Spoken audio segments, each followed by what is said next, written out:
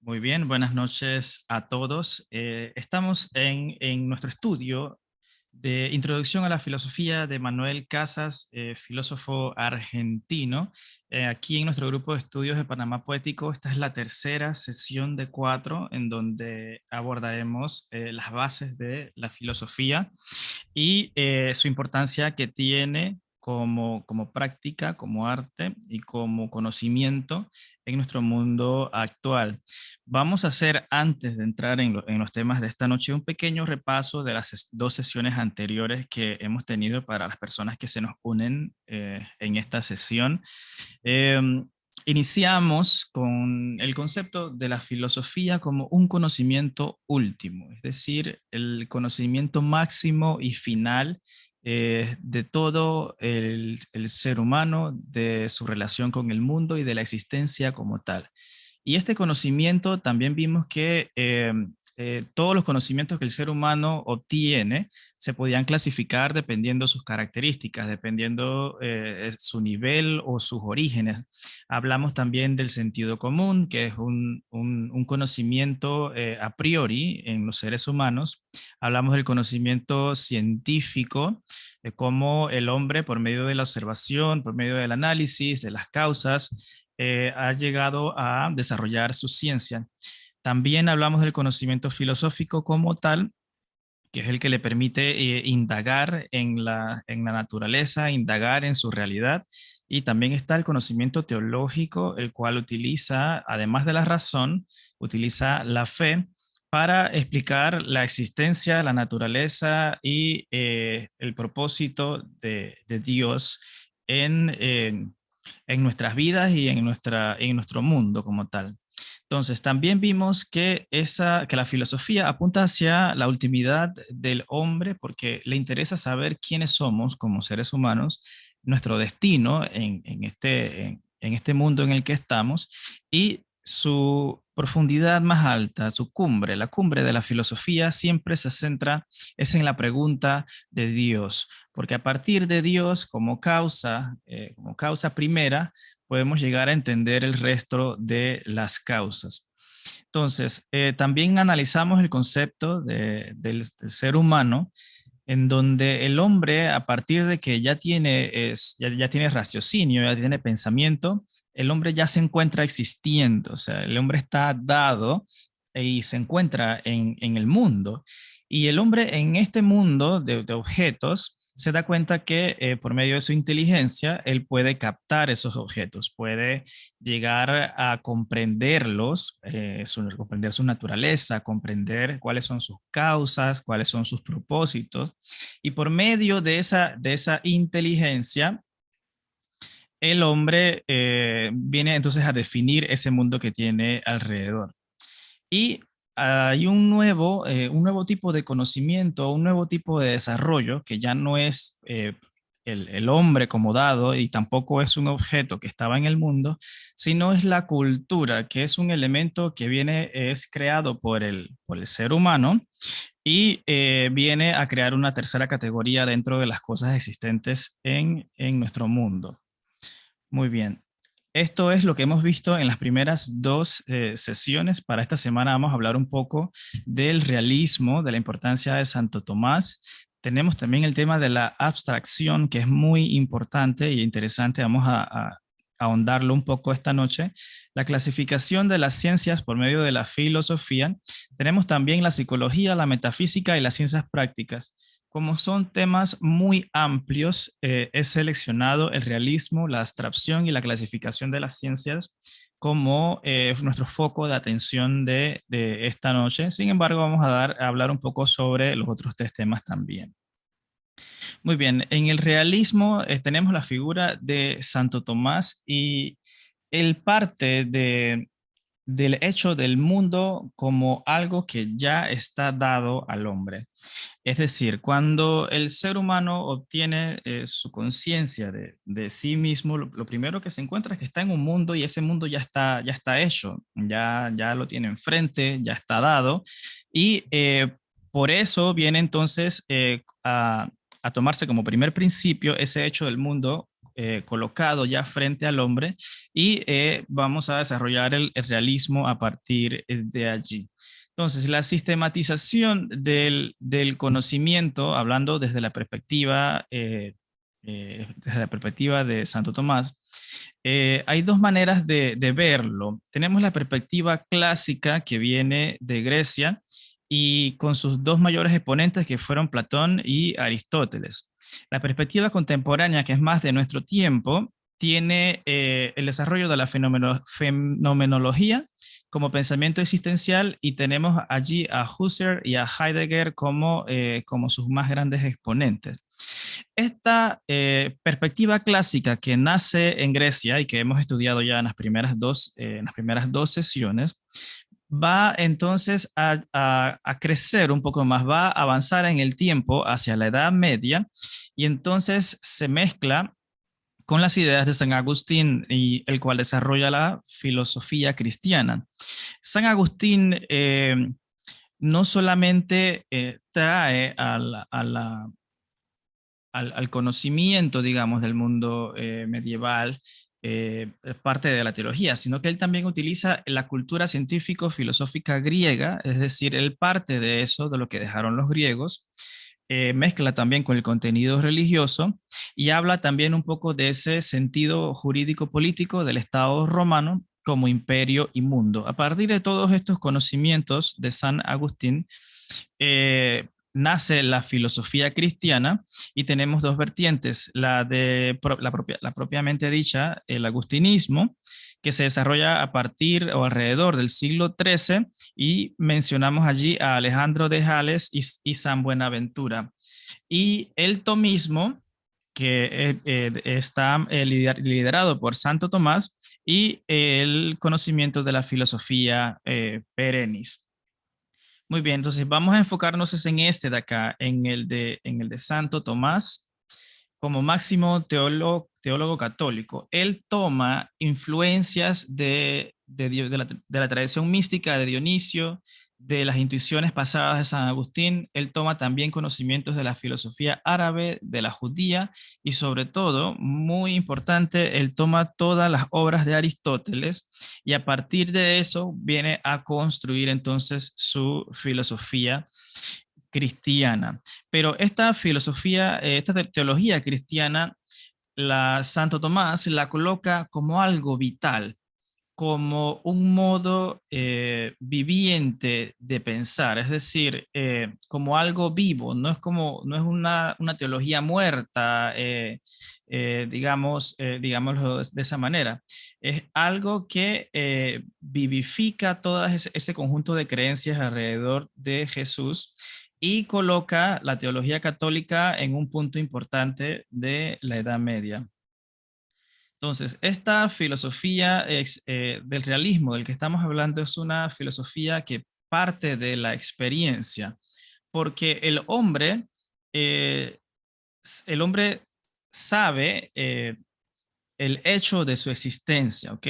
Y que él es, que también está, que es un ser. Entonces, este es el primer conocimiento del realismo. El hombre sabe, se da cuenta que existe. Y luego entonces el hombre se da cuenta que está en un mundo y que el mundo también existe. Entonces, todo el conocimiento del realismo depende de cuatro constantes. ¿Okay? Primero está el ser humano, que está dotado de sentidos. Luego, el mundo como circunstancia en donde el hombre está, que tiene objetos que son perceptibles por esos sentidos. Es decir, los sentidos del ser humano le permiten captar los objetos del mundo.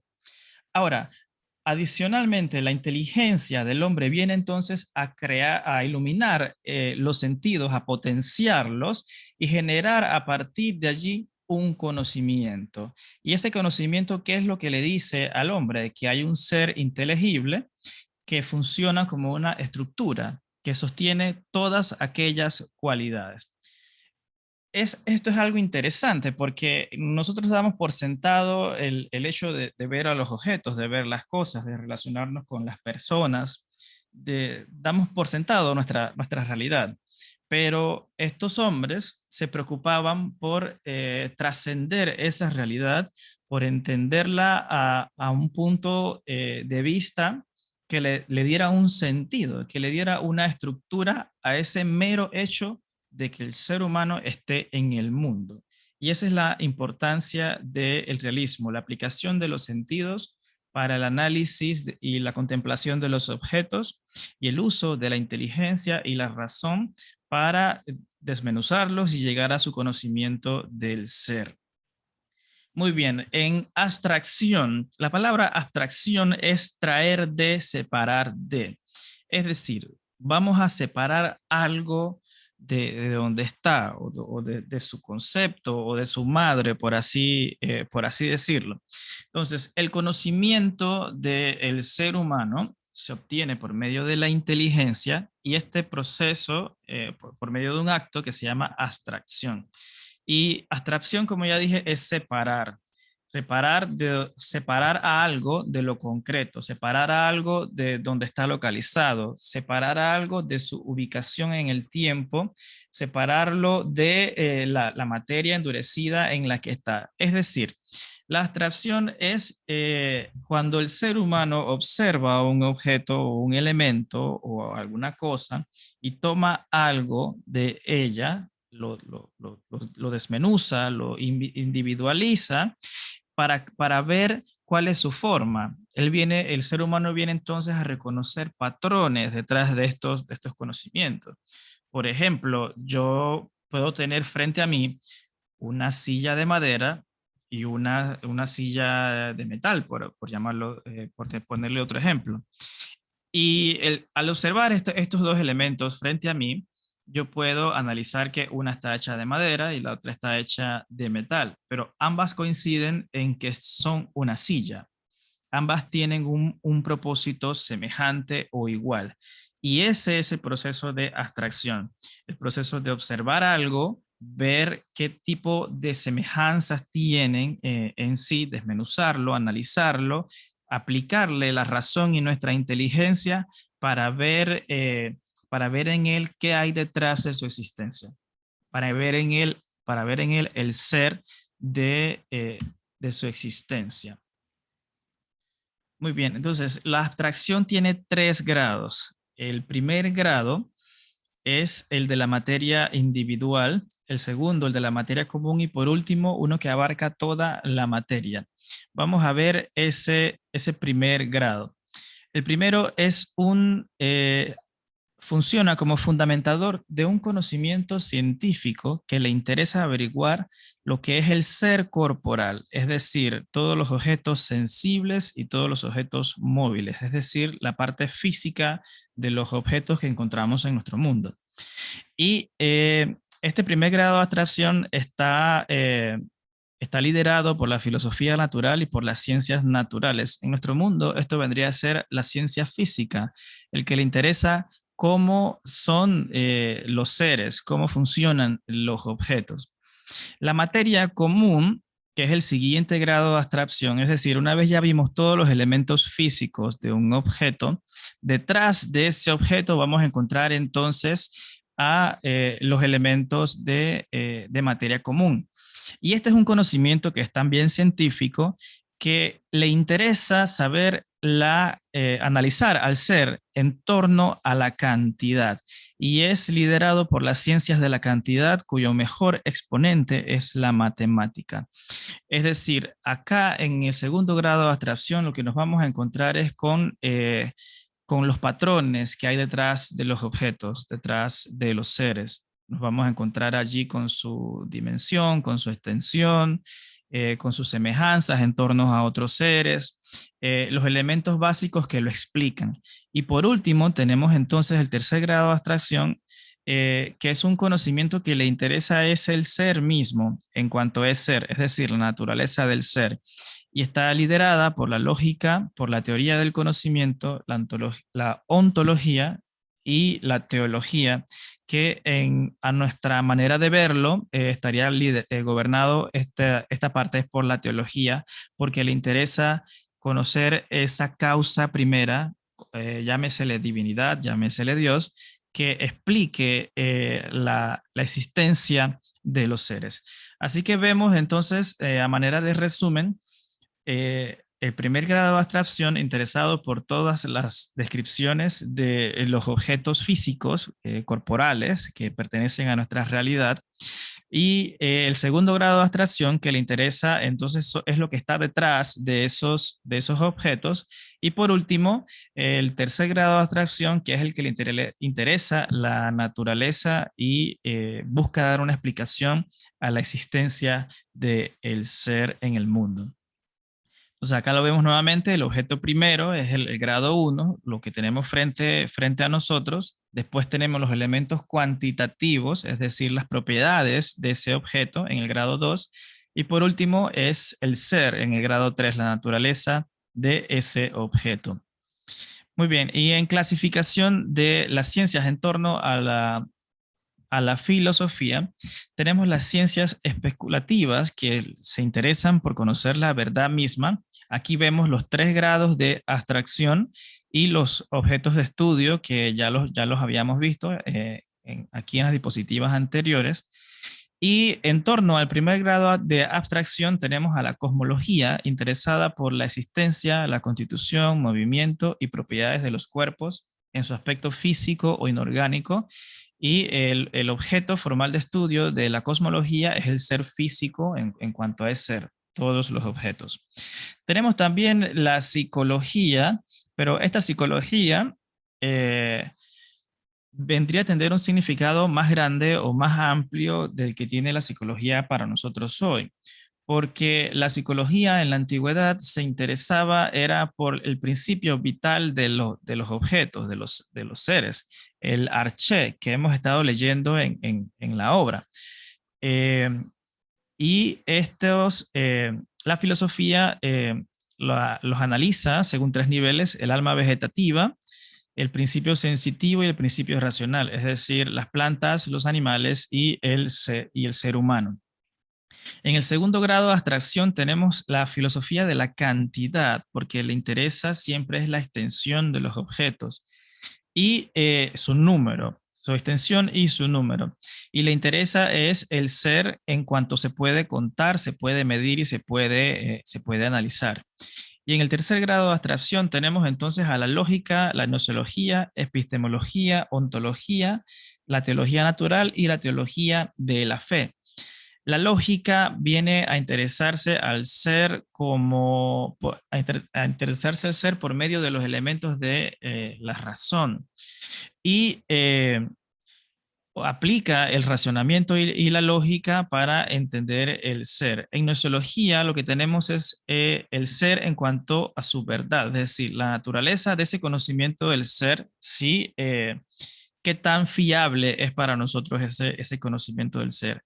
A la epistemología le interesa la conceptualización, es decir, la definición de las otras ciencias que se encargan de estudiar al ser.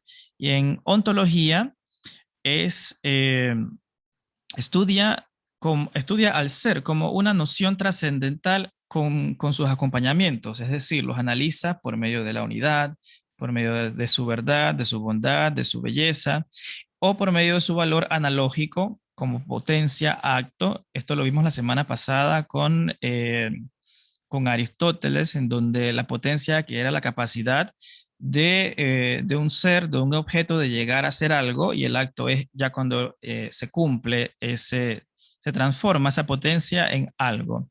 Sustancia, accidente o causas, principios. En las teologías tenemos la natural, que le interesa al ser absoluto como divinidad, como grupo, y la teología de la fe, que formalmente le interesa es el ser divino, por llamarlo Dios de alguna manera, y su medio de estudio es el conocimiento humano cuando le aplicamos la razón al conocimiento de la fe. Muy bien, para esta noche sugiero estas tres preguntas de conversación en donde los invito a filosofar o a adentrarse un poco más en los conocimientos o aportar un poco más de los conocimientos que he presentado en esta introducción según la obra que estamos leyendo. La primera pregunta es si el realismo Si usted cree que ese realismo que parte a partir del mundo como dado, puede ayudar a nuestra generación actual en su ausencia de conexión precisamente con ese mundo. En la pregunta número 2, queremos saber cómo utiliza el poeta este proceso de la abstracción. Es decir, cuando el poeta hace su proceso creativo, cómo él utiliza la abstracción para la construcción del poema. Y por último, ¿cómo define usted el ser? Permítame terminar de compartir mi pantalla. Les doy la bienvenida a las personas que se nos han agregado durante la presentación y me gustaría comenzar inmediatamente permitiéndoles abrir sus micrófonos con la primera pregunta. Es si cree usted que el realismo puede ayudar a nuestra generación actual en su ausencia de conexión con el mundo. Buenas noches a todos y bienvenidos. ¿A alguien le gustaría comenzar? Les voy a dejar las preguntas acá en el chat para que las piensen mientras conversamos.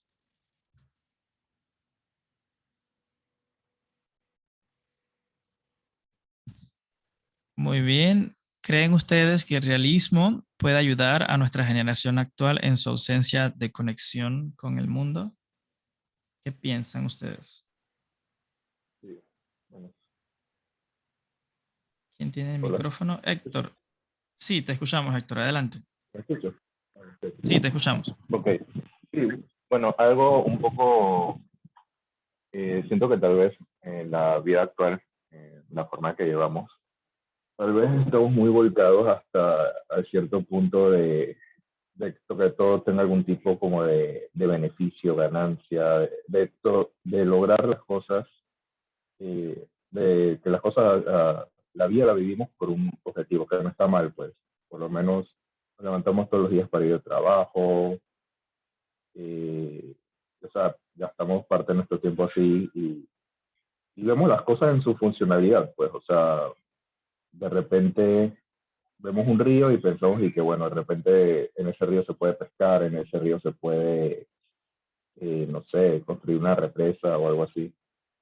Y tendemos a ver las cosas en función de su utilidad únicamente. Y que no está mal, vuelvo a decir, o sea, tal vez de esa forma podemos lograr metas para que la sociedad avance, pues. Pero desde el punto de vista del realismo, de la filosofía de Santo Tomás y también un poco del helenismo que habíamos tocado hasta ahora, eh, tú dijiste algo como que elevaba al mundo, la materia, pues, pero eso es un concepto de pensar en que todo está generado por un Dios, por dioses. Pues. En ese caso es ver la creación, ¿no? Ver el mundo como algo divino, pues todo está divinizado. Pues. Y hacemos esto ya poco, pues realmente no valoramos las cosas como por el hecho de que tal vez es un milagro que estamos vivos, que estamos existiendo. Y eso es algo que se ha perdido, pues. Somos seres que están viendo este conjunto de entes en el mundo y que le damos un objetivo, pues en vez de maravillarnos o contemplar o de ver que todos los otros entes que están ahí tal vez tienen importancia en sí mismos, pues, en vez de por lo menos de ver un río y pensar que podemos pescar o que podemos hacer algo, pues, podemos usarlo como un objeto para contemplarlo, para filosofar. Y eso es algo que se ha perdido últimamente. Tal vez si nos volcamos un poco a eso, la tendencia del realismo. Claro, o sea, no es que podemos vivir toda la vida contemplando, siendo unos snobs o algo así, pero eh, creo que también es una parte importante también para nosotros mismos. No solamente ver todo en el sentido de su función, sino también en que todo es importante y que somos un objeto más en este mundo. Héctor, me quedo con algo importantísimo que has dicho y es la forma como nuestra sociedad valora su relación con el mundo, con los objetos y las cosas a partir de su utilidad. Y esto es interesante para nosotros como poetas, precisamente porque la poesía es prácticamente marginada en nuestra sociedad actual porque la sociedad dice, o sea, esto no es útil. Pero ya hemos hablado aquí del conocimiento poético como tal y vimos también que en la antigüedad las personas no tenían este tipo de paradigmas entre lo que era útil y lo que no lo era. Entonces la poesía se disfrutaba como un acto que ya llevaba consigo mismo toda su utilidad, porque un poema es una estructura cerrada que existe, que tiene su verdad, que es un tipo de conocimiento también que difiere de la ciencia, que difiere del conocimiento filosófico, pero que tiene una, una necesidad en la vida del hombre. Porque el lenguaje, por ejemplo, el lenguaje no solamente tiene un efecto de comunicación, el lenguaje tiene otros fines, fines recreativos y otros también. Entonces, esa revalorización de la que habló Héctor, de la que hablas Héctor, es precisamente a la cual vengo, en donde nos hemos, digamos, apartado de nuestras concepciones del mundo, porque lo vemos todo a lo útil o a lo no útil. ¿Y a qué nos está llevando eso? Nos está llevando precisamente al calentamiento global, nos está llevando a problemas, problemas políticos de gran escala, problemas que no se pueden resolver por un solo ser humano. Necesitamos digamos, de la colaboración de todos. Y esa es la pregunta de cómo puede ese realismo, esa conexión con nuestro mundo ya dado, nuestro mundo externo a partir de su existencia, cómo puede eso ayudarnos a nuestra sociedad actual. Muchas gracias, Héctor, por tu participación. ¿A alguien más le gustaría intervenir? Sí, Profesor buenas Ureña, le noches. escuchamos. Sí, Buenas gracias. noches. Buenas noches. ¿Me escuchas bien? Sí. Como decía Héctor, claro, hay una realidad que tenemos diario, pero esta corriente del realismo nace paralela con el idealismo. Entonces, nuestra sociedad adolece de un ideal. Claro, queremos ver, como decía una vez Héctor, un pragmatismo. O sea, si esto es útil, no es útil, si es práctico, no es práctico, pero en realidad el ser humano necesita una idea, una conceptualización, un marco teórico para hacer las cosas, pero nuestra generación actual solamente quiere hacer, pero no sabe por qué lo hace. En otras palabras, esto le pregunta a cualquier persona a la calle, ¿por qué hiciste eso? No sé por qué lo hizo. O sea, no tiene una idea, un marco ideal o teórico, una visión superior para hacer las cosas. Simplemente actuamos, nos movemos, pero no sabemos el por qué. Por eso es que aparece ahí la epistemología. A la epistemología le interesa por qué lo haces. O sea, no cómo lo hiciste, sino por qué tú haces esto. Y por lo tanto, si ustedes han visto la pintura de Rafael, donde aparece Platón diciendo, mira para arriba, las ideas son importantes, y Platón dice, mira para abajo, la realidad es importante. Entonces, no podemos vivir nosotros mirando para arriba el mundo platónico, ni diciendo que lo que vale es lo real, porque tiene que estar parejo. No podemos vivir un mundo idealizado, ni un mundo, diríamos, concreto de utilidad y de no utilidad. Tenemos que tener ambas cosas a la vez. No ser tan platónico ni tan realista como Aristóteles. Profesor, ¿le parece a usted que nuestra sociedad ni por un lado vive ni tan allá, ni por otro lado vive tan acá, sino que desconoce que en realidad hay un marco como tal que señala para arriba o para abajo? ¿Qué le parece a usted? Vivimos realmente, seguimos la carrera filosófica casi en un nihilismo, en una nada, casi un existencialismo, casi un absurdo. O sea, ¿por qué haces esto? No lo sé. ¿Por qué esto juega? No lo sé. Entonces vivimos casi en un absurdo. Diría que es un existencialismo extremo. Eso es lo que yo pienso, no sé, pero lo que yo encuentro a veces en la calle es una, como dice un filósofo francés, uh, algo banal. Todo es banal, todo no tiene sentido, no me es útil y todo el mundo lo aplaude. No te interesa. Bueno, a mí tampoco. Entonces vivimos sin ideales. Yo considero que hay que tener ideales, por supuesto, pero hoy la generación creo que ha caído quizás en nihilismo, no filosófico, sino el nihilismo es lo más perverso. El de gastar el tiempo y el mero disfrute. Muchas gracias, profesor. Vivi, adelante, tiene la mano alzada, puede activar su micrófono. Hola, buenas noches a las personas presentes. Bueno, desde mi punto de vista, yo quiero analizarlo es desde el aspecto no como de generación, sino históricamente como sociedad, ¿no? En este caso, bueno, porque vivimos en el ahora, ¿cómo nos podría ayudar en el aspecto general?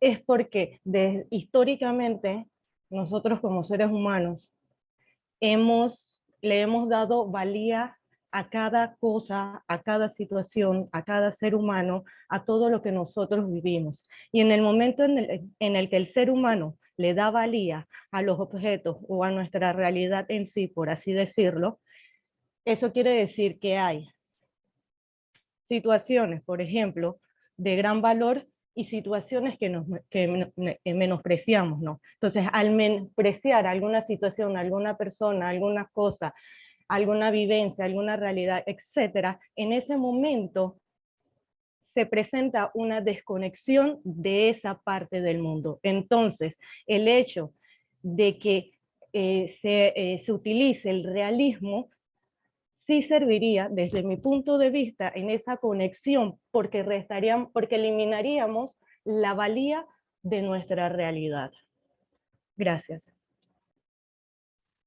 Muchísimas gracias, Vivi. También escuchándole, pienso un poquito más que la sociedad actual, la que tenemos nosotros, es la primera en toda la historia de la humanidad que está entrando hacia un mundo inexistente para el pasado, hablando del mundo virtual. Y los cambios que este tipo digamos, de paradigmas ofrecen a las sociedades trastorna o transforma mucho eso que usted dice cuando comparamos una sociedad con otra. Y por un lado, como decía el profesor Ureña, la falta de ideales. Tenemos también, lo que acabo yo de decir, que es la introducción a la virtualidad, a la hipercomunicación y a la masificación de los datos, pero la limitación del contacto físico. Entonces, tenemos muchas variantes en nuestro tiempo que deterioran las relaciones humanas. Bien, ¿alguien más le gustaría intervenir en torno a la posible utilidad del realismo en nuestra sociedad actual? ¿Cómo podemos utilizar el realismo para mejorar nuestra conexión los unos con los otros? María T, bienvenida, buenas noches, gracias por estar acá, ya la extrañábamos. Sí, ya hicimos, está silenciada su micrófono, ¿sí? Gracias, Edwin, gracias.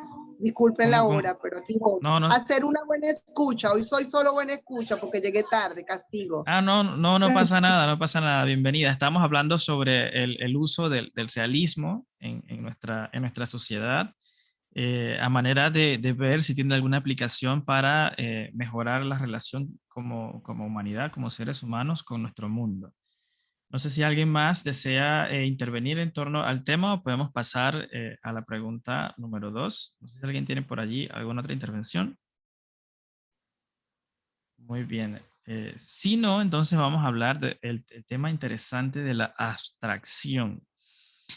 A mí me interesa mucho la antropología, sobre todo la antropología de la reciente, que, eh, que con toda la tecnología que está utilizando para la investigación, está llegando a conocimientos asombrosos sobre el origen de nuestra especie y por qué somos como somos. Y escuchando a una científica en estos días, ella decía, el ser humano o sea, existimos, somos, precisamente a la capacidad de abstracción que tiene nuestro cerebro. Pero uno escucha esa palabra como abstracción, que eso se suena como raro.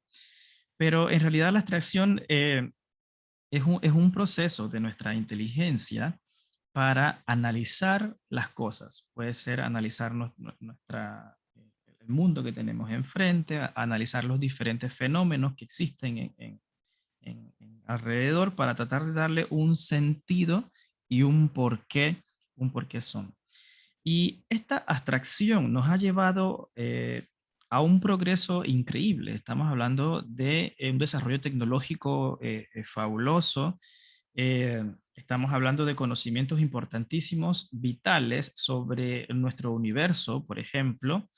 Y para dar un ejemplo de esa capacidad de abstracción, de analizar las cosas, me gusta siempre contar la historia de Edwin Hubble, un científico que estudiaba, estudiaba las galaxias. Él las catalogaba, las inventariaba, las colocaba con parecidos, a ver cuáles eran las que se parecían. Y observando todas estas imágenes del espacio, él se da cuenta por primera vez en toda la historia de la humanidad que las galaxias se estaban alejando unas de otras. Este conocimiento no lo había tenido ningún otro hombre antes de él, y lo hace por medio de la observación, de la simple observación de diferentes imágenes en diferentes tiempos que mostraban un corrido de la luz hacia el rojo. Y utilizando su inteligencia, su capacidad de análisis, él dice, cuando la luz se corre hacia el rojo en el espectro, significa que se está alejando. Cuando se corre hacia el azul es porque se está acercando. Y dice, en el siglo pasado, dice, oye, el universo se está expandiendo. Con una prueba veraz a partir de algo tan simple que surge por medio de la observación. Y esta capacidad de observar nuestra, de analizar las cosas, es a la que le debemos todo nuestro conocimiento y le debemos también el sentido que hemos obtenido de la vida a partir de eso. La pregunta es para los que escriben poesía o a los que conozcan un poquito, es sobre cómo utiliza el poeta esa capacidad de abstracción para la construcción y el desarrollo del poema. Ojalá no sea tan difícil la pregunta, he tratado de simplificarla, pero piensen filosofen un poquito en torno a su proceso de escritura de un poema. ¿Cómo usted se acerca a las ideas? ¿Cómo usted las amolda? ¿Cómo usted abstrae las ideas unas de otras para crear un poema? A ver, tenemos esta noche con nosotros dos buenos poetas de nuestro país, la señora Blanca y el señor Melitón. ¿Alguno de ustedes se animaría a contarnos un poco más sobre el uso de la abstracción en ese proceso creativo?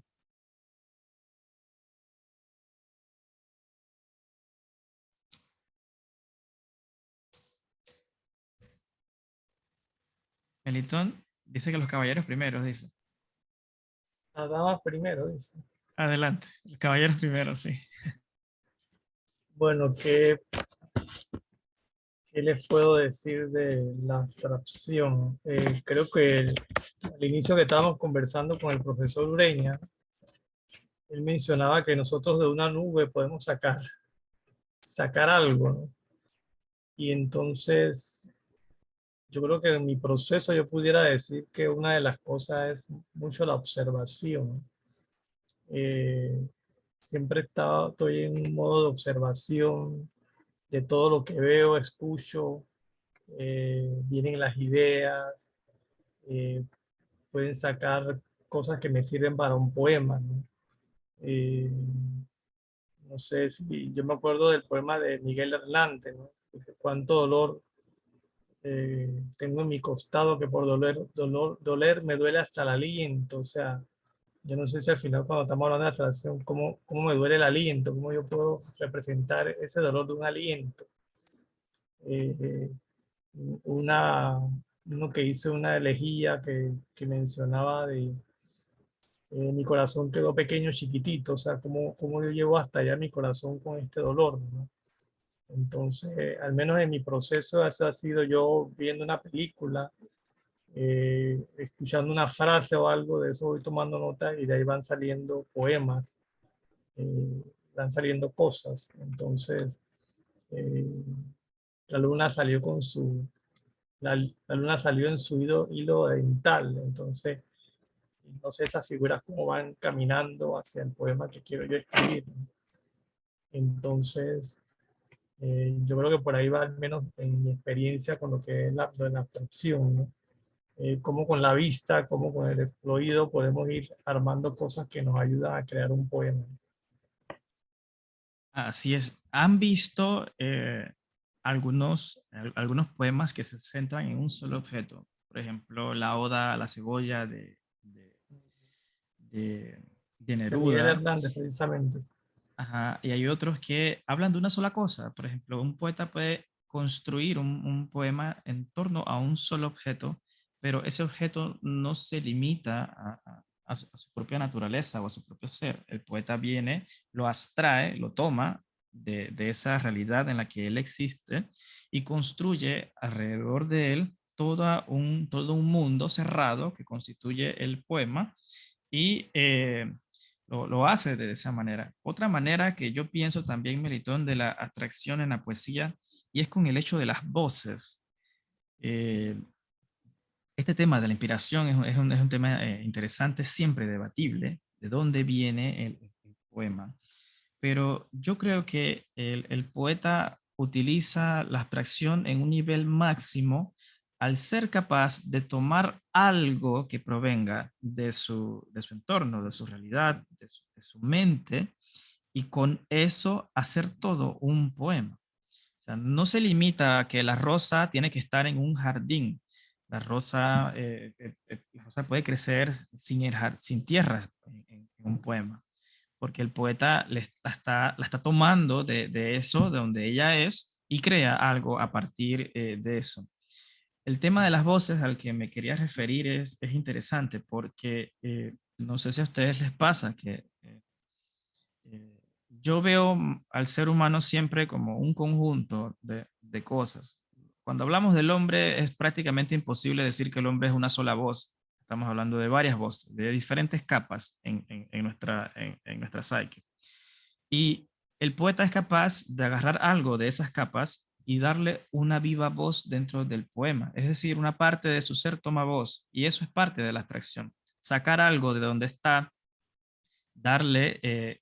analizarlo, darle una forma y desmenuzarlo, ¿no? Y compararlo con las otras cosas. Y creo que ese es parte de ese proceso creativo del poeta, el de separar estos objetos, estas voces, estas categorías, como diría Platón, estos sentimientos, y habilitarlos, darle vida dentro del poema. No sé si a alguien más le gustaría decirnos su pensamiento, cómo cree que el poeta utiliza la abstracción para su proceso creativo. Bueno, en realidad, como me citaste para que hablara, voy a Ah, hacerlo. sí, claro. Yo, Vale, adelante. yo pienso que, buenas noches primero que nada. Yo más que nada pienso en la parte de la abstracción en la poesía, pienso en las figuras literarias, como a través de, primero que nada, el lenguaje, que es lo que utilizamos para crear nuestros poemas, cómo yo puedo guardar la información más importante y la voy encriptando a través de las figuras literarias y de alguna manera las vuelvo a reutilizar en otro momento. Yo puedo dejar ambiguos ciertos temas y para que el lector los vaya descubriendo, puedo dejarlos vagos, indefinidos, para que la experiencia del que lo lea sea intuitiva. Precisamente voy dejando como pistas. Para mí esa es la parte que yo le veo, la parte de la abstracción a la poesía. O sea, puede ser mirada de diferentes puntos, pero yo la veo así. Excelente, Blanca. El ejemplo de las figuras literarias, como las metáforas, es una excelente manera de abstraer las cosas, porque sobre todo la metáfora, como sabemos que el poeta analiza los objetos y toma algo de una cosa que se parece a algo de otra cosa.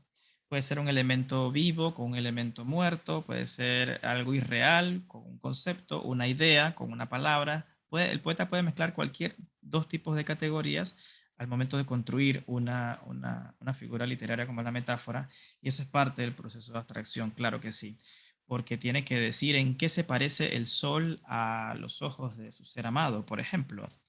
Y eso está abstrayendo algo, una categoría del sol comparado con una categoría de los ojos de la persona que ama. Así que excelente ejemplo, Blanca. Muchísimas gracias.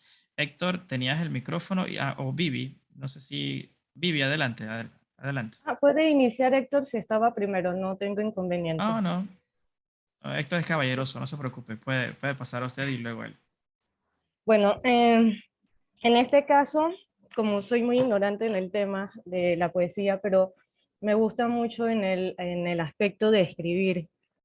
Y por ejemplo, tocando desde el aspecto abstracto, en el momento en que, por ejemplo, algo me surge, o que deseo simplemente escribir, porque yo lo hago no en función por deber, por carrera, sino solamente por interés, porque me gusta y pues lo quiero hacer. Pero yo creo que es por lo menos yo lo utilizo como para darle como un sentido a algo, no solo a lo que escucho o a una idea que me surge, sino muchas veces a eso, a alguna imagen que veo y que de alguna forma me crea como un choque, quizás en el aspecto de uno como sociedad, de ciertas ideas preconcebidas que tenemos inmediatamente.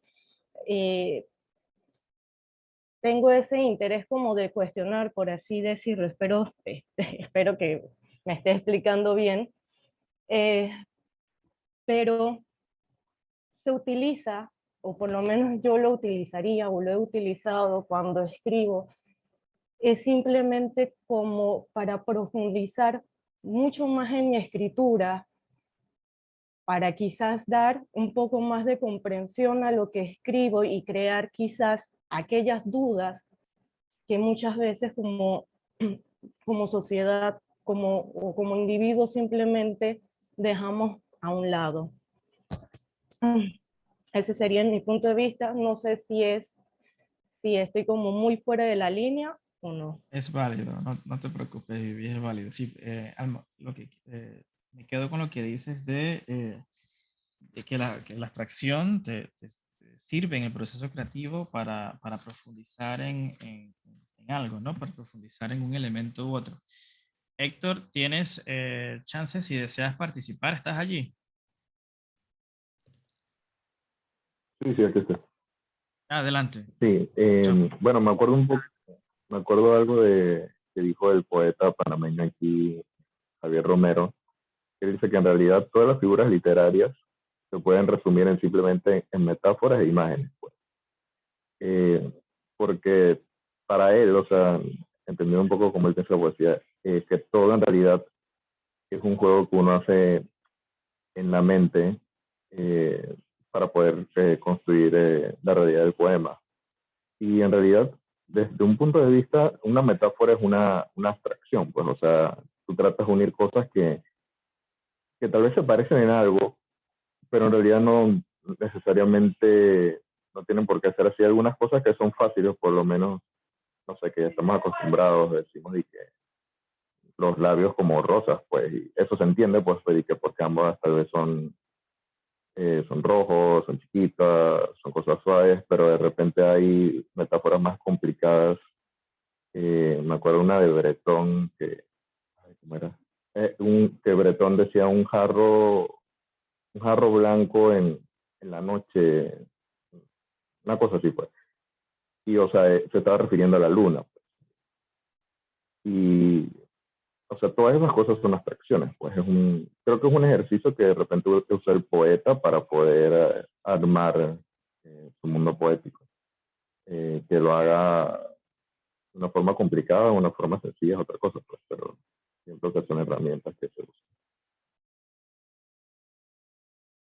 Excelente, Héctor. Muchísimas gracias. Profesor Ureña, ¿tiene algunas reflexiones en torno a la capacidad de abstracción del ser humano y su aplicación? Puede ser tanto en la poesía como en alguna otra disciplina a la que usted se dedique.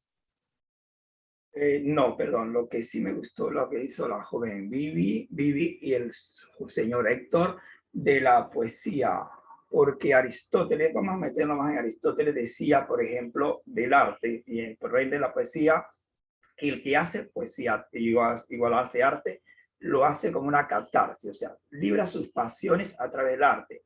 Entonces, los que hacen poesía, yo los felicito porque, según Aristóteles, tus pasiones son liberadas a través de ese poema, a través de esa escritura, y eso te ayuda a manifestar tu estado emocional, por supuesto, que todo el mundo se emociona, pero a la vez sigues a un paso más, que es un nivel de conceptualizar, o sea, idealizar ese lenguaje que te emocionó, y entonces eso hace que la poesía llegue al oyente y lo emocione. Por ejemplo, si tú lees una poesía de Boris Pasternak, tú te emocionas cuando lees esa poesía.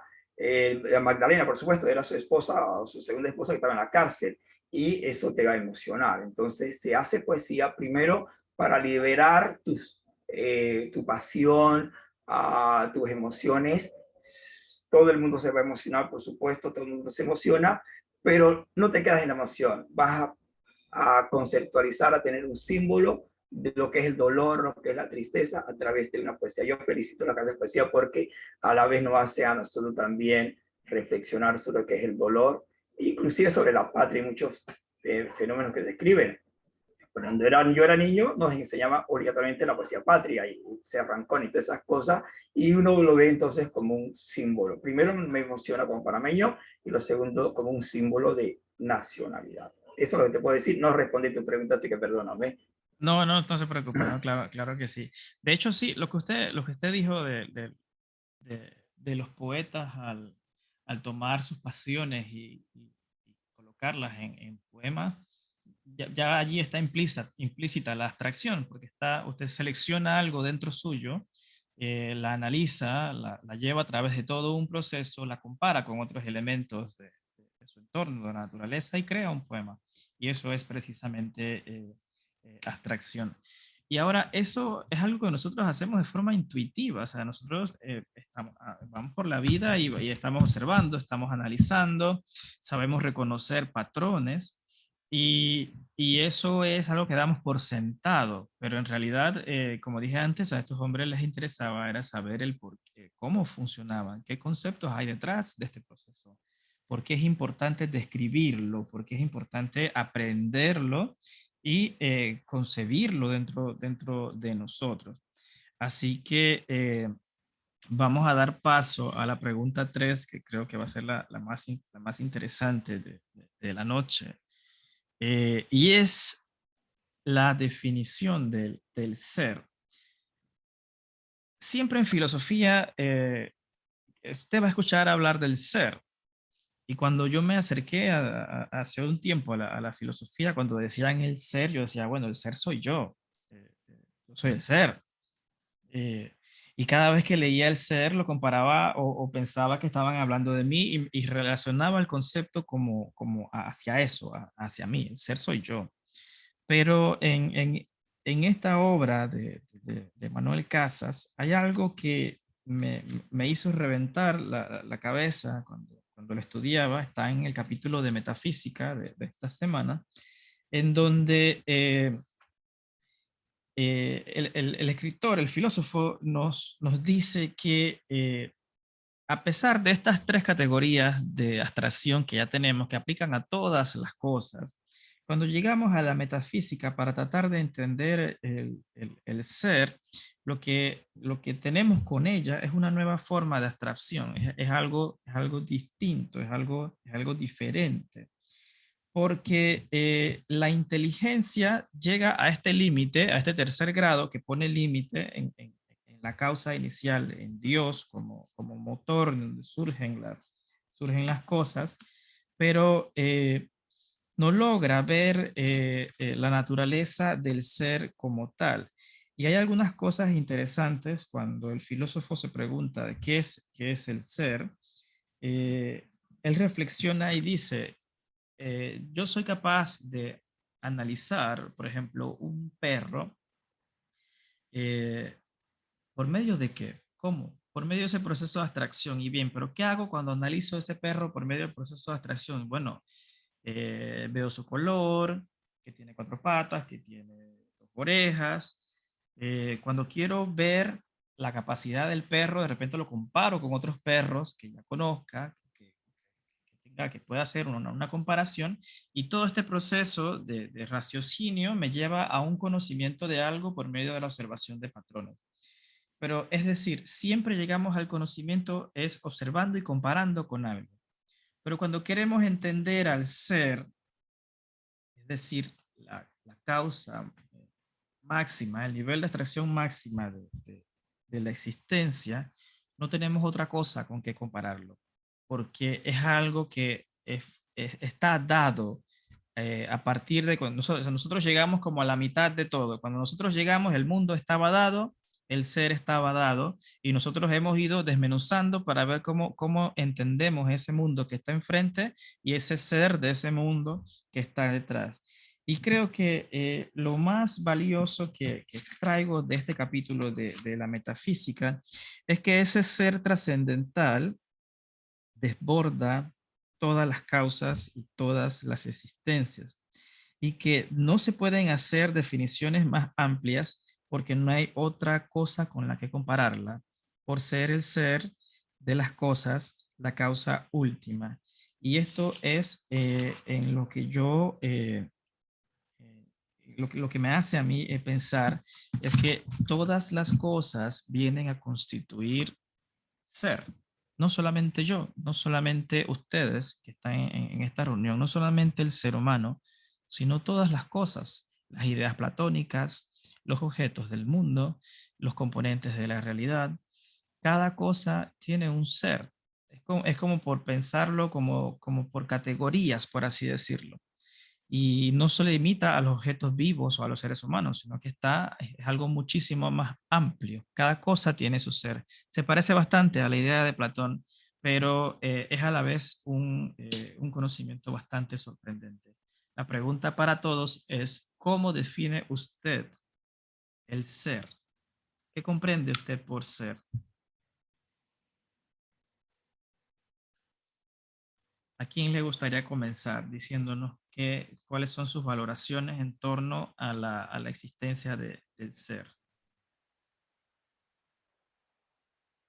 Héctor nos dice en el Bueno, chat que yo quiero que yo les propongo eh, una pregunta que tiene como 6.000 años de existir. Espero que no sea tan difícil. No, la intención es realizar el ejercicio para ver hasta a qué dimensión usted le da al hecho de ser en el mundo. ¿Qué piensan ustedes? y bueno, en la búsqueda del ser, sí, tal vez es así la búsqueda por excelencia de la filosofía, pues, que bueno, que se ha perdido, se ha desviado tal vez de vez en cuando, pero siempre estaba ahí. Para mí, en mi concepto, bueno, porque cada ola filosófica tenía su definición de lo que era el ser, pues.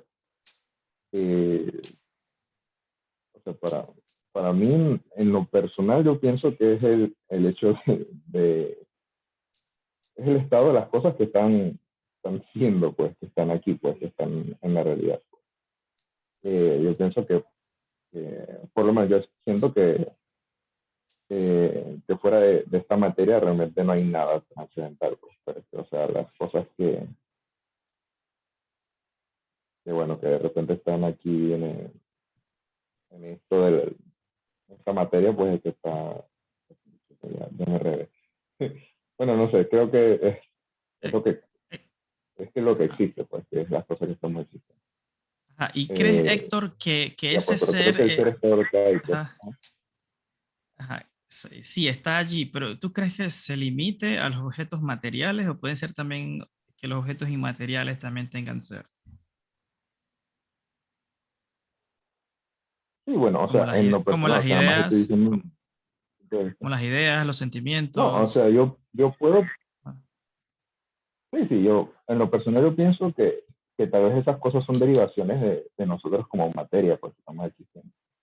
O sea, tenemos un cerebro que reacciona a funciones sinápticas y nosotros creemos que existen cosas, bueno, recibimos impulsos, pues, y confundimos esos, bueno, creemos que esos impulsos son sentimientos, pues, y creemos tal vez que esos sentimientos son cosas que existen más allá, pero bueno, en lo personal yo pienso que eso se puede explicar sin necesidad de creer que hay algo eterno que siga más allá de nosotros, pues que siga más allá de todo.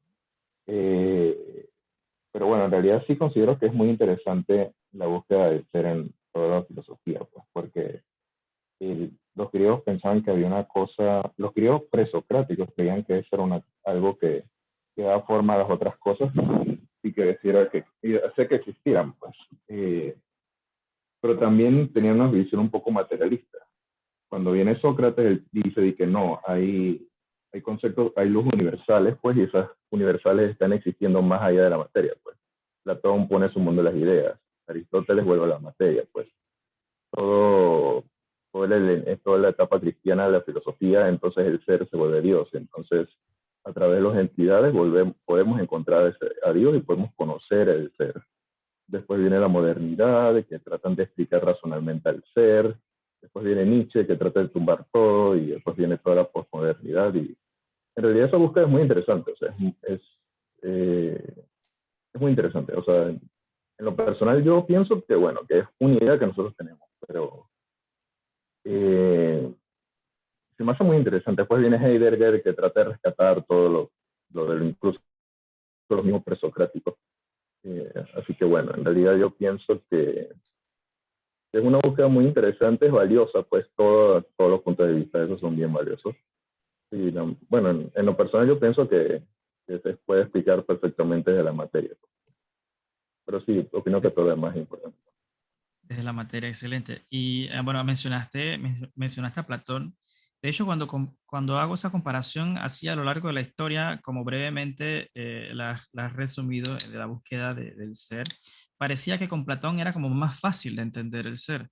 Platón decía, bueno, el demiurgo, a partir de esas ideas iniciales del ser, de ese ser, se fijó en ellas y creó los objetos que tenemos nosotros en nuestro mundo. Entonces, con esa definición, al ser lo vemos como lo preexistente, algo que ya estaba dado y que da forma a todas las cosas, pero no se limitaba solamente a los objetos físicos o inmateriales, abarcaba también sentimientos, abarcaba conceptos generales humanos como la belleza, la justicia y demás. Sí, Incluso Héctor. para él, incluso las cosas inmateriales, ajá, incluso para él las cosas inmateriales, por lo menos una idea, él dividía las cosas, los pensamientos los dividía en pensamientos que tal vez no eran, que formaban parte de este mundo, por lo menos la opinión. Uno decía que, bueno, mi opinión, pues mi opinión de que yo pienso algo, que eso es una idea, pues, pero eso de repente no forma parte totalmente del ser, porque más allá del ser no hay opinión. Más, en el mismo ser no hay opinión, sino que hay una verdad absoluta. Pues, o sea, ya cuando llegas al mundo de las ideas fijas, o sea, tú te encuentras con el concepto de verdad, tú no tienes opiniones. Pues. Entonces, incluso en las cosas inmateriales hay una división, pues, de qué es lo que es más cercano a la realidad, según el platonismo. Pues. Sí, que llegas Este mundo estaría la a un materia y punto ya. límite, ¿no? Llegas a algo límite. Muy bien, Héctor, muchísimas gracias. Nuestro conocimiento, nuestra manera de obtener conocimiento siempre es a partir de las cosas que ya están. O sea, estamos soltando, desmenuzando, comparando, viendo y diciendo, bueno, esto es así, así, y se explica algo, pero llegamos a un punto, a algo tope, en donde ya no hay manera de seguir comparando. Y es allí en donde está el ser. Vivi, tiene la mano alzada, le escuchamos.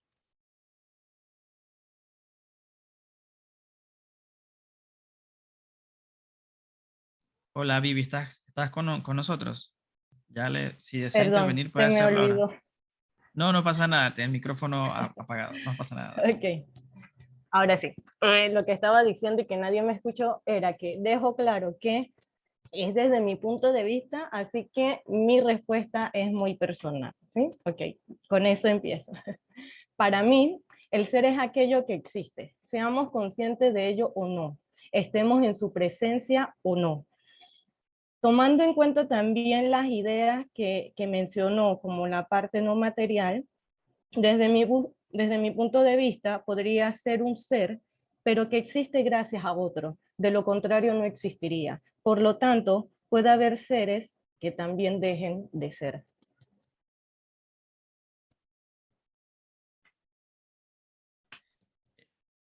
Es interesante eso que dijo que hay seres que pueden existir a partir de otros y se puede relacionar con los elementos inmateriales. Por ejemplo, el concepto de belleza. Existe, nosotros, puede ser un concepto que hemos creado nosotros, y lo hemos idealizado a tal punto, tal como decía Platón, ¿no? Que toda la belleza que vemos en este mundo es una sombra de esa belleza inicial e original con mayúscula, que es la categoría de ese ser. Y es interesante eso que ha dicho Vivian. Profesor Ureña, le escuchamos. Gracias. La joven dijo algo poético al final, me gustaría que lo repitiera otra vez, que el ser deja de ser. ¿Qué es lo que ella dijo? Una poesía que con eso quiero iniciar, que queda en la nada. ¿Te acuerdas, Vivi? No. No, dijiste algo que decías que el ser es y deja de ser y se convierte en una nada. Algo dijiste así, muy bien. Sí, sí, lo que me refería es que nosotros podemos crear ese ser, pero a la misma vez podemos hacer que deje de, o sea, puede ser que deje de existir, ¿no? Gracias, ya ves que es filosofía y poesía. Bueno, le dejaré un recorrido rapidito sobre el ser. Como decía Héctor, esta pregunta tiene más de 6.000 años de existencia y no lo vamos a resolver aquí en 5 minutos. Bueno, que el ser en sí se puede decir que es la cosa en sí. El ser es la cosa en sí, eso es lo número 1. 2, el ser es lo que es. ¿Qué es el ser? Lo que es. Claro, después abrimos qué es lo que es. 3, el ser es la sustancia. ¿Qué es el ser? De lo que se habla. La gente pregunta, bueno, ¿qué es el ser? Bueno, lo existente, como decía Héctor. Muy bien, Héctor, el ser es lo existente, pero también el ser es la esencia, es decir, el néctar.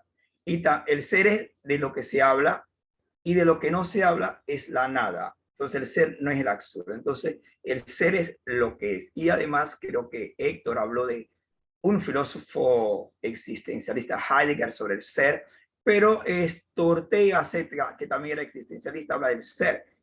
¿Qué soy? Yo y mi circunstancia. O sea, mi ser es mi circunstancia para Ortega Set. Entonces, por ejemplo, para Heidegger, creo que el ser, el hombre en sí, es un ser para la muerte.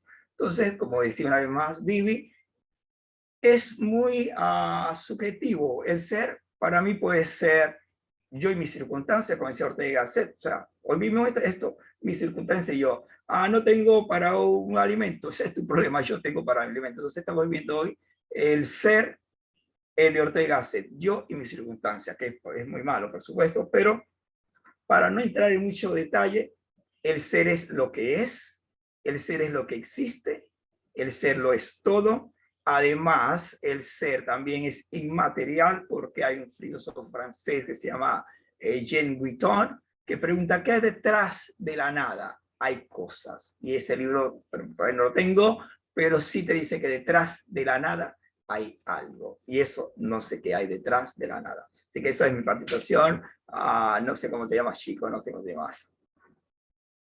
Edwin es mi nombre. Muchas gracias, profesor Ureña. Excelente.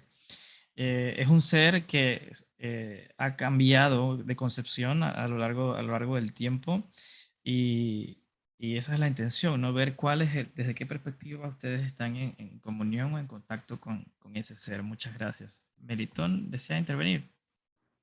Bueno, yo no soy filósofo, así que me cuesta a veces hablar de muchas cosas de esta. Pero Adelante. hay una frase que siempre usamos para referirnos de repente a algo que vemos más allá de lo extraordinario y decimos, es un ser de otro planeta. Y entonces, utilizando esa frase, yo diría, de alguna forma, para enredarle un poco más la vida a ustedes, es que el ser es esa esencia que va más allá de lo que nosotros podemos explicar o ver. Yo no sé si lo vamos a ver en el tema religioso, eso cuando Jesucristo resucitó, ¿no? En un cuerpo glorioso, o sea, quiero entender entonces que hay algo más allá que nos eleva a un ser, que es ese ser que es especial, que de alguna forma espiritual va a ir creciendo fuera de esta materia cuando no estemos, ¿no? Entonces, Por ahí les enredo la cosa y quiero pensar eso, en una esencia mucho más allá de lo que podemos nosotros explicar y ver, y que continúa, ¿no? Continuará, como él dice, eternamente. Exacto, Melitón, es algo que, algo que evoluciona, porque este tema del conocimiento, a veces me siento así por las tardes y de la nada me vienen a la mente las ideas sobre esa naturaleza de ese conocimiento que nosotros alcanzamos por medio de los sentidos. Son meramente representaciones. O sea, el objeto es concebido en mi inteligencia por medio del sentido de la vista, por medio del sentido de la audición, pero no es el objeto en sí. O sea, el ser humano va a la cacería de estas sombras, a la cacería de esto que puede captar y, y crea un conocimiento a partir de ese, pero es un conocimiento que siempre va renovando. Y si observamos la historia, por ejemplo, hablando ya un poco más hacia el lado de la ciencia, nuestros aparatos, nuestras tecnologías, ¿qué han hecho? Han potenciado esos sentidos. Hemos hecho telescopios, hemos hecho microscopios y hemos ido descubriendo mundos debajo de mundos, y es un conocimiento que está abierto todavía y que todavía no se resuelve. Entonces, hablando, por ejemplo, de física cuántica, que ya empiezan a apuntar, no vamos a hablar digamos, de cosas que todavía no sepamos, pero sí ya se está hablando de sitios o de formas de interpretar la realidad de una manera que nos traiciona nuestro actual conocimiento. Y eso es algo que yo creo que esa búsqueda del ser se va a tornar en los próximos años un poco más, va a tomar como que un rumbo inesperado con el alcance que tenemos nosotros en nuestro conocimiento.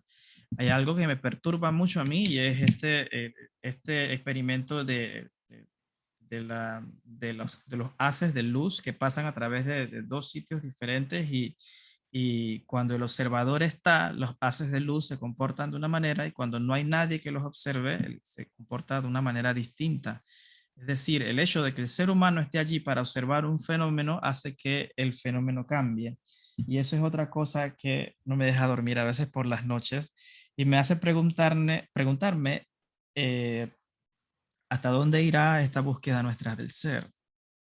Eh, ¿Podremos con nuestros sentidos, con nuestro conocimiento, con nuestra tecnología, ir arañando poquito a poquito, ir arañando para llegar a descubrir ese ser, ese como gran sustentador de nuestra realidad y como gran causa inicial de todas nuestras cosas?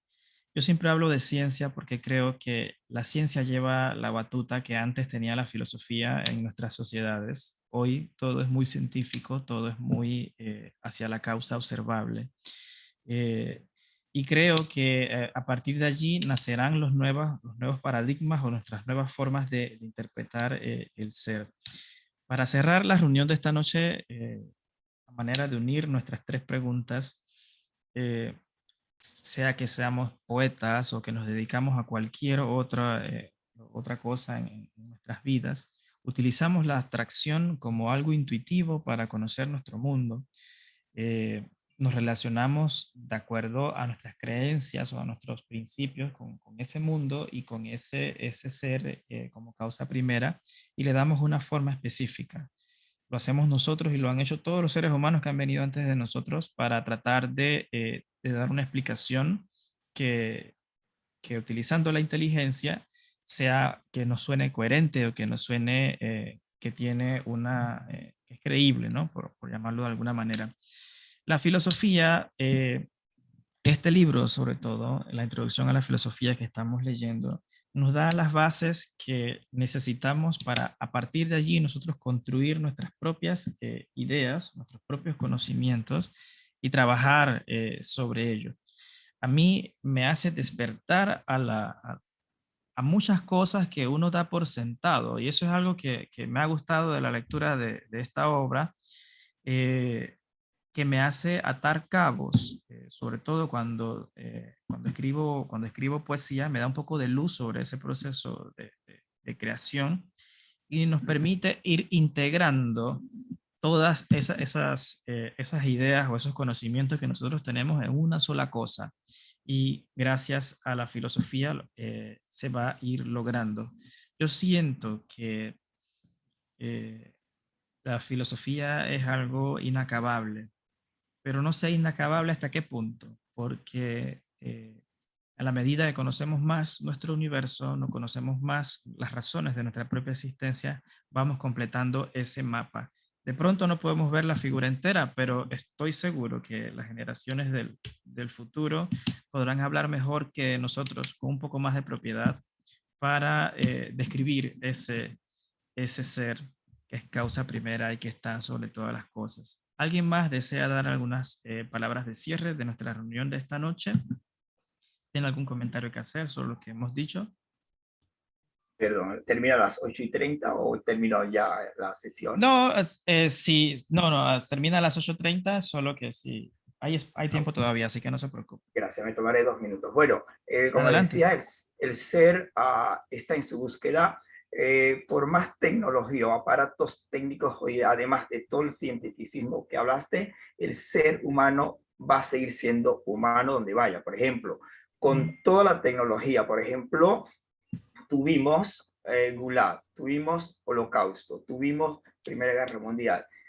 Atrás hubo cruzadas, atrás hubo matanza en la Edad Media. O sea, el ser humano en sí va a decir, bueno, la tecnología no ayuda, la ciencia no ayuda, nos va a ayudar en ciertas cosas, pero nuestra naturaleza va a ser igual. Pregúntale a cualquier prisionero en un gulag, era un intelectual, era un científico, y al final le quedó robando la cuchara a alguien. O sea, él va a decir, pero ¿por qué lo hice? Pues tenía una necesidad de comer. Pero la ciencia nos va a ayudar en muchas cosas. Pero al final creo que el ser humano somos humanos y moriremos de esa forma. Por más aparatos tecnológicos, sigo siendo humano. Gracias, Edwin. Ahora sí sé que te vas, Edwin. Gracias. Con mucho gusto, profesor Ureña. Héctor, ¿querías decir algunas palabras de cierre? Creo que tenías la mano alzada. Sí, iba por ahí mismo, más o menos por la misma línea del profesor Ureña. O sea, la ciencia nos ha ayudado a avanzar, y toda esta idea que tenemos del progreso ha sido buena porque, bueno, obviamente ya podemos vivir más años, tenemos mejores calidad de vida y esas cosas. Pero, o sea, la ciencia en realidad es una herramienta, igual que es una herramienta. Pues creo que hay que tener cuidado con ver a la ciencia y a lo que sea, pues, lo que sea la religión, alguna moral determinada como un fin en sí mismo, como el fin máximo. Porque en realidad eso fueron las cosas que tomar una cosa como una verdad absoluta y sin considerarla, sin cuestionarla, es peligroso, pues, porque, o sea, ya con eso mides todo, y algunas cosas, la vida misma se escapa mucho de todos los esquemas en que queremos contenerla, pues, o sea, la idea del positivismo, que nace ahí en el siglo XIX, contemporáneo a Kant, a toda la modernidad, cuando ya la ciencia estaba avanzando tanto, que entonces llega el positivismo, entonces echa la religión a un lado y entonces todo es ciencia, pues. Todas esas cosas desembocaron. En ese tiempo, en la época del positivismo, todo el mundo realmente tenía una visión buena del mundo, de que, bueno, la ciencia es el objetivo y vamos a poder con ella lograr el paraíso que siempre hemos querido. Pero bueno, en realidad, la época positivista se dice que acaba en la filosofía, la era positivista acaba después de la Segunda Guerra Mundial, en que las ciencias usadas para bombas atómicas, para tanques, pues, creo que esa es una metáfora que usa Ernesto Sábato en Hombres y Engranajes, pues, que la ciencia, que la Segunda Guerra Mundial viene y arrasó con todo este ideal positivista. Entonces nos damos cuenta de que, o sea, siento que tomar una verdad como algo fijo, que con ella es que vamos a ir hacia adelante sin considerar otras cosas, es algo que va en contra de la filosofía. Pues la filosofía es algo con la cual siempre tenemos que usar para cuestionarnos y que, bueno, ¿no será que esta cosa que me están diciendo tal vez tiene otra forma de realizarse? ¿Qué problemas hay en esta sociedad? Aunque vemos que hemos avanzado, pues, pero hay ciertas cosas que siempre tenemos que cuestionar.